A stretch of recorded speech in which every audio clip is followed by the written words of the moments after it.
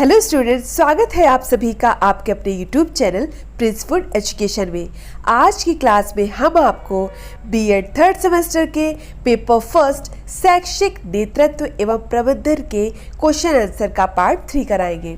तो आइए स्टार्ट करते हैं क्वेश्चन आंसर। क्वेश्चन है, प्रधानाध्यापक को दृढ़ चरित्र वाला होना चाहिए, यह कथन किसने कहा? कथन क्या है? प्रधानाध्यापक को दृढ़ चरित्र वाला होना चाहिए, यह कथन किसने कहा? तो यह कथन कहा है रायबर्न ने। किसने कहा है? रायबर्न ने कहा है। प्रधानाध्यापक को दृढ़ चरित्र वाला होना चाहिए, यह कथन रायबर्न ने कहा है। नेक्स्ट क्वेश्चन है, विद्यालय का मस्तिष्क किसे कहा जाता है? तो विद्यालय का मस्तिष्क जो है वो प्रधानाध्यापक को कहा जाता है। किसको कहा जाता है? प्रधानाध्यापक को कहा जाता है।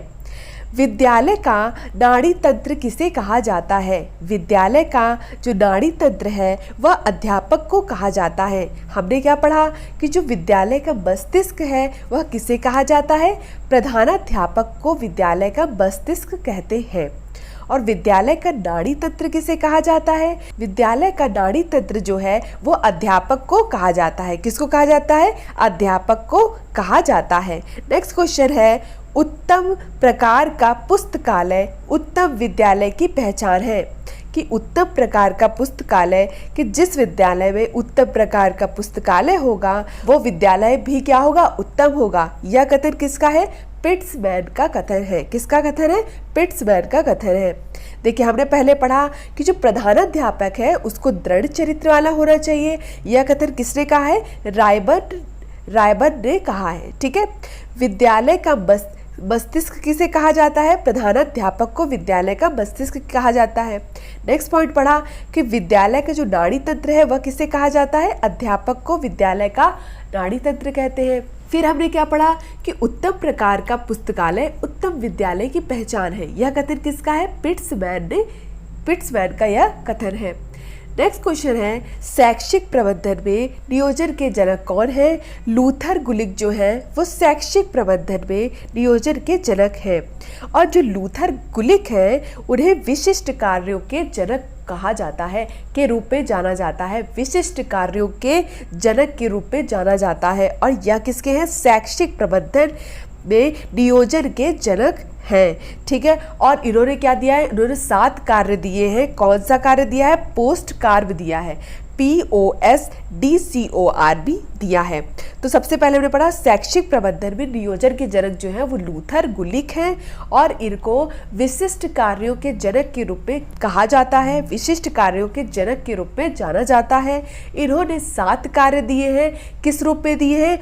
पोस्ट कार्य रूप में दिए हैं। पोस्ट कार्य किसने दिया है? तो पोस्ट कार्य जो है वो लूथर गुलिक के द्वारा दिया गया है। उनके द्वारा 7 कार्य जो दिए गए हैं उसी को पोस्ट कार्य कहते हैं। नेक्स्ट क्वेश्चन है, विद्यालय प्रबंधन का मुख्य लक्ष्य क्या है? तो विद्यालय प्रबंधन का जो मुख्य लक्ष्य है वो बालक का सर्वांगीण विकास करना है। बालक का सर्वांगीण विकास करना है। जो विद्यालय प्रबंधन का मुख्य लक्ष्य है बालक का सर्वांगीण विकास करना। नेक्स्ट क्वेश्चन है, विद्यालय प्रबंध संरचना के पद सोपान में सर्वोच्च स्थान पर कौन होता है? तो विद्यालय प्रबंध संरचना के पद सोपान में सर्वोच्च स्थान पर कौन होता है? सबसे पहले जो होता है विद्यालय का मस्तिष्क किसे कहते हैं? तो प्रधानाध्यापक को विद्यालय का मस्तिष्क कहते हैं। और मस्तिष्क जो है वो मनुष्य के सर्वोच्च स्थान पे होता है, इसलिए जो प्रधानाध्यापक है वही क्या होगा? विद्यालय प्रबंधन संरचना के पद सोपान में सर्वोच्च स्थान पर होगा। तो सर्वोच्च स्थान पे क्या हो जाएगा? प्रधानाध्यापक।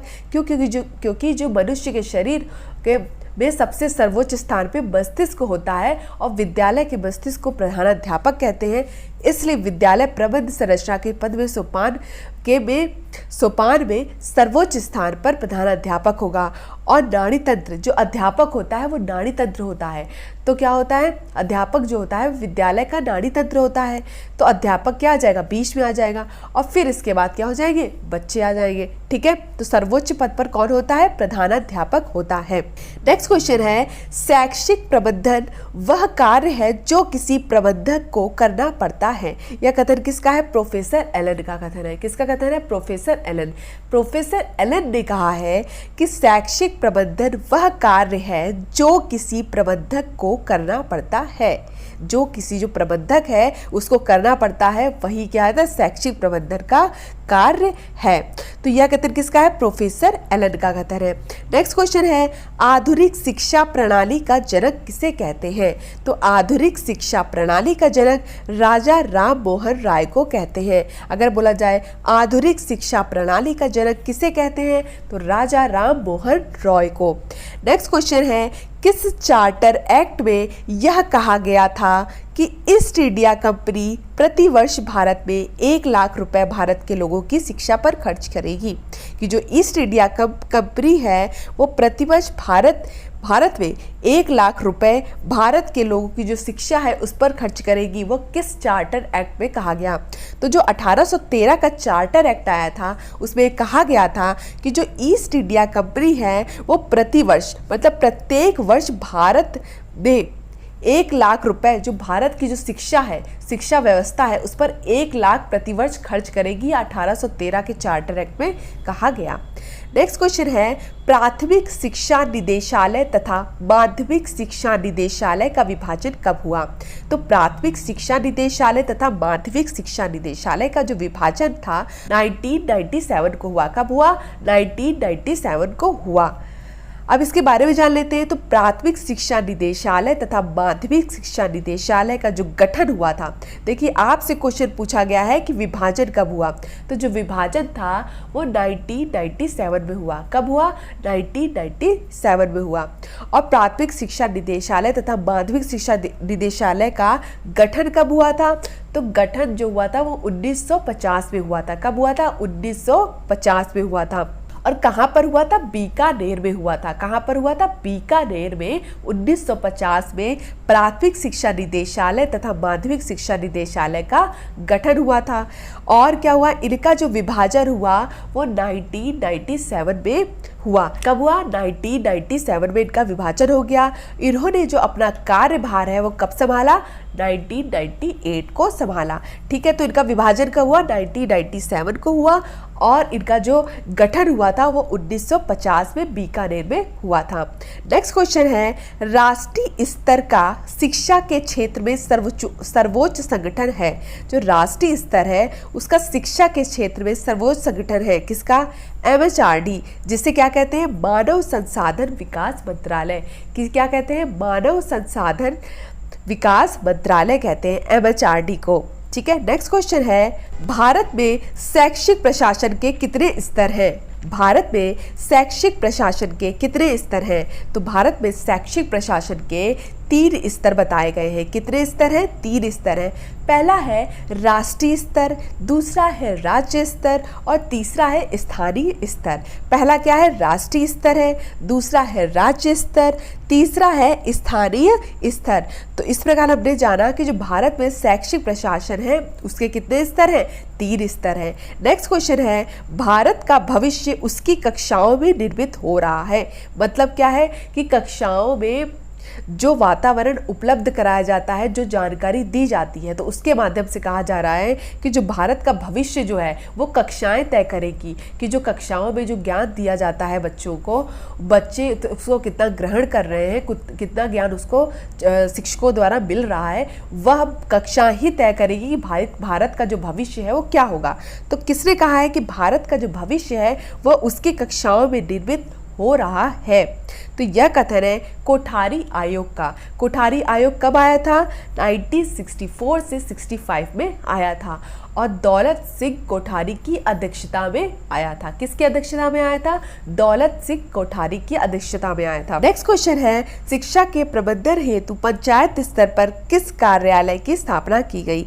तो शिक्षा के प्रबंधन हेतु पंचायत स्तर पर PEO कार्यालय की स्थापना की गई। पंचायत स्तर पर PEO कार्यालय की स्थापना की गई। अगर ब्लॉक स्तर की बात करेंगे तो BEO हो जाएगा। ब्लॉक स्तर पर BEO हो जाएगा और क्या हो जाएगा, पंचायत स्तर पर PEO हो जाएगा। नेक्स्ट क्वेश्चन है PMIS का पूरा नाम बताइए। किसका पूरा नाम बताना है आपको, PMIS का पूरा नाम बताइए। तो PMIS का पूरा नाम है प्रोजेक्ट मैनेजमेंट इंफॉर्मेशन सिस्टम। क्या है, प्रोजेक्ट मैनेजमेंट इंफॉर्मेशन सिस्टम। क्या है, project management, P for project, M for management, I for information, S for system. Next question है नया शिक्षक क्या है।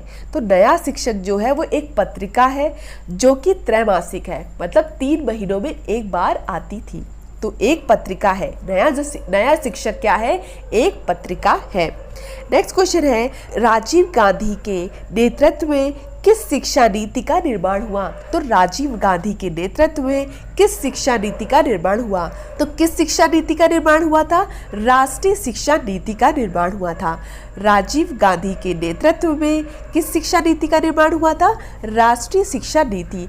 कब आई थी, 1986 में। 1986 वाली जो राष्ट्रीय शिक्षा नीति थी वो राजीव गांधी के नेतृत्व में उसका निर्माण हुआ था। नेक्स्ट क्वेश्चन है शाला मानचित्रण किसके द्वारा तैयार किया जाता है। तो शाला मानचित्रण जो है वो कोर टीम द्वारा तैयार किया जाता है। किसके द्वारा तैयार किया जाता है, कोर टीम द्वारा तैयार किया जाता है। और जो कोर टीम होता है जो कि 6 सदस्यों से मिलकर बनी हुई एक टीम होती है, उसके द्वारा शाला मानचित्रण को तैयार किया जाता है। नेक्स्ट क्वेश्चन है भारत में सर्वप्रथम विद्यालय योजना की अभिशंसा किस आयोग ने की। तो भारत में सर्वप्रथम जो विद्यालय योजना की अभिशंसा है वह कोठारी आयोग ने की। भारत में जो सर्वप्रथम विद्यालय योजना की जो अभिशंसा है वह किस आयोग के द्वारा की गई, कोठारी आयोग के द्वारा की गई। नेक्स्ट क्वेश्चन है सबसे पहले संस्थागत नियोजन की सिफारिश किस आयोग द्वारा की गई। जो संस्थागत नियोजन है उसकी सिफारिश किस आयोग द्वारा की गई।